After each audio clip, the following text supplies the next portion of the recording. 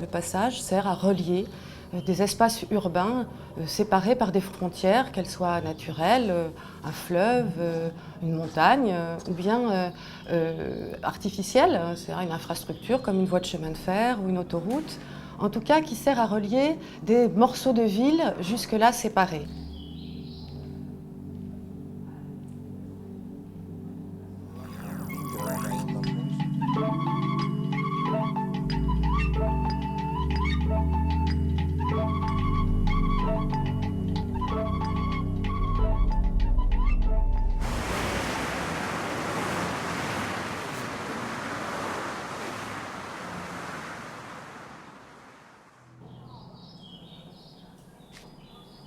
Réfléchir du point de vue du passant à des passages qui permettent de surmonter, d'éviter, d'amoindrir les obstacles est quelque chose de tout à fait important. Il faudra vivre les villes un petit peu autrement, avec un rôle accru à la proximité, un rôle accru à l'accès facilité aux grands moyens de transport public rapides. Et c'est bien dans cette logique que s'inscrit une démarche de passage.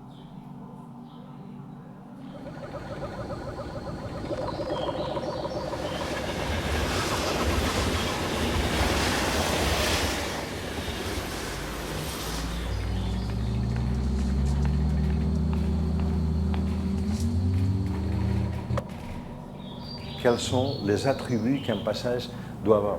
Un passage doit être aimable, un passage doit être bien construit, un passage doit être lisible, un passage doit être un bon paysage dans la ville. Le passage, c'est la vie en ville, la traversée libre, autonome et surtout qualifiée, confortable, belle. There is some kind of transition that is realized. The two exit and entry of the passage are usually of a different nature. And people that go through the passage have to develop a new kind of attitude for that what is to come. And so it would be very useful to allow people to realize that when they are going through something, that they can envisage what is to come.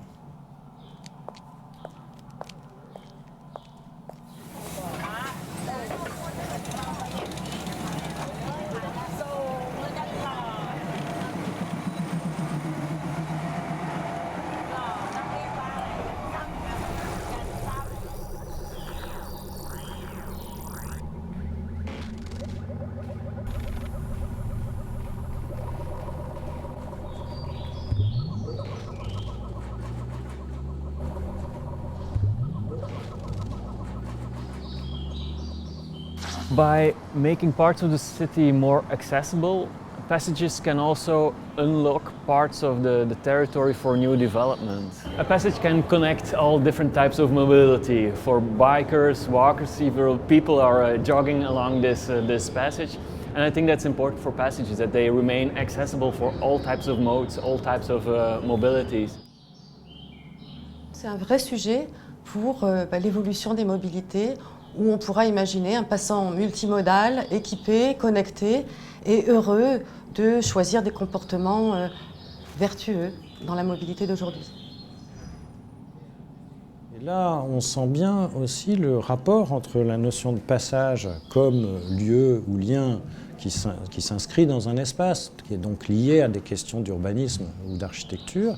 Du point de vue économique, on intervient à une échelle relativement petite, c'est-à-dire extrêmement bon marché, pour des effets qui vont toucher des territoires extrêmement grands et avec l'idée que lorsqu'on améliore un lien, une relation entre deux secteurs, entre deux quartiers, etc., d'autres investisseurs peuvent venir.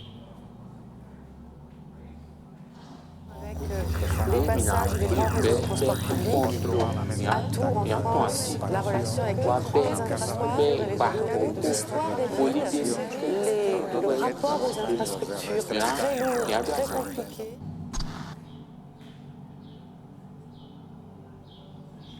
Le slogan de l'exposition, c'était faciliter le passage pour faciliter le mouvement.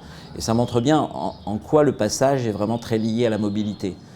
Et surtout sous deux angles. Un, c'est de diversifier les mobilités, aux voitures, associer le vélo, le piéton, en tout cas leur permettre un passage facile, et puis aussi de les relier entre eux et de faire des passages des lieux d'intermodalité.